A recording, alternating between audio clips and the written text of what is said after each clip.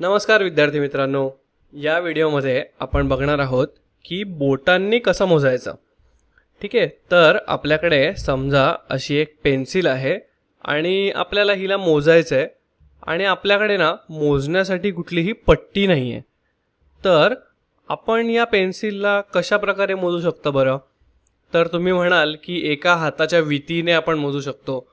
बरोबर, आपण हाताच्या वितीने नक्कीच मोजू शकतो, पण आपण बोटांचा वापर सुद्धा करून मोजू शकतो। ते कसं करूया ते बघूया। तर जी आपल्या हाताची बोटं आहेत ना, ती आपल्याला अशी धरायची आहेत आणि तुम्ही इथे बघू शकता की आपली ही जी बोटं आहेत ती बोटं आपल्याला अशी धरायची आहेत आणि तुम्हाला एवढं जे अंतर आहे या बोटापासून ते करंगळीपर्यंत हे अंतर जे आहे एवढं मोजायचं आहे। तर चला आपण करून बघूया की 4 बोटं अशी धरली तर आपण कुठल्या कुठल्या वस्तू मोजू शकतो।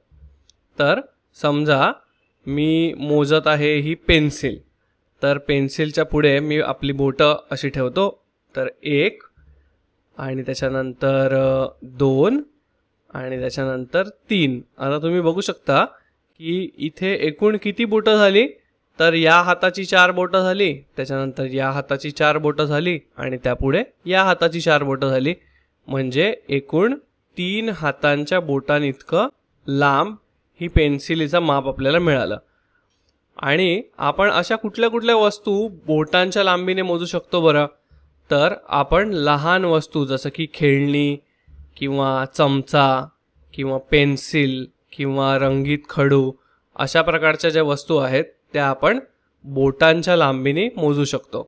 आणि काही गोष्टी अशा असतील, समजा हा खोडरबर इथे आहे, तो बघा फक्त 2 बोटं लांब आहे, 1 आणि 2 एवढ्या 2 बोटांच्या अंतरा इतका त्या छोट्याशा खोडरबरचं माप आहे। म्हणजे तुम्ही असं म्हणू शकता की हा खोडरबर 2 बोटं इतकाच लांब आहे। आणि मला सांगा, आपण कुठल्या गोष्टी अशा असतील की ज्या बोटांच्या या मापाने मोजू शकत नाही बरं? बरोबर, आपण खूप लांब किंवा खूप लहान अशा दोन्ही प्रकारच्या गोष्टी या बोटांनी मोजू शकत नाही।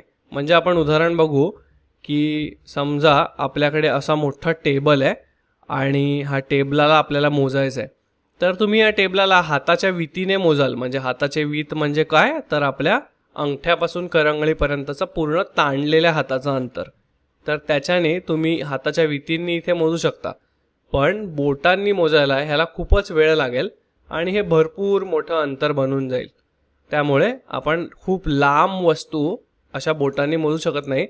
आणि खूप लहान ज्या वस्तू असतात, जसं की समजा आता ही बटणं आहेत छोटी छोटीशी, तर त्यासुद्धा आपण बोटांच्या मापाने मोजू शकत नाही। ठीक आहे, म्हणजे आपल्याला हे कळलं आहे की खूप लांब किंवा खूप लहान गोष्टी आपल्याला बोटांनी मोजायच्या नाही आहेत। आणि एक गोष्ट तुम्हाला अजून लक्षात ठेवायची आहे, ती म्हणजे तुम्ही प्रत्येक वेळी त्याच बोटांनी मोजायचं आहे, म्हणजे तुमच्याच बोटांनी मोजायचं आहे। असं का? कारण आपल्या वर्गातल्या शिक्षकांचं माप किंवा आपल्या मोठ्या भावाचं माप किंवा आपल्या आईचं माप किंवा तुमच्या मित्रमैत्रिणींच्या बोटांचं माप, हे प्रत्येकाचं माप वेगवेगळं असू शकतं आणि ते प्रत्येकाच्या बोटांवर अवलंबून आहे की प्रत्येकाची बोटं कशी आहेत। त्याच्यामुळे तुम्हाला ते उत्तर वेगवेगळं मिळू शकतं। त्याच्यामुळे तुम्हाला जेव्हा एखादी गोष्ट मोजायची असेल तेव्हा तुम्ही स्वतःच्याच बोटांनी मोजा आणि ती मापं लिहून ठेवा की कुठल्या गोष्टीचं माप तुम्हाला किती मिळालं। ठीक आहे, आता तुम्ही स्वतःसुद्धा करून बघा आणि वहीमध्ये लिहून ठेवा की कुठल्या कुठल्या गोष्टीची मापं तुम्हाला किती मिळाली आहेत।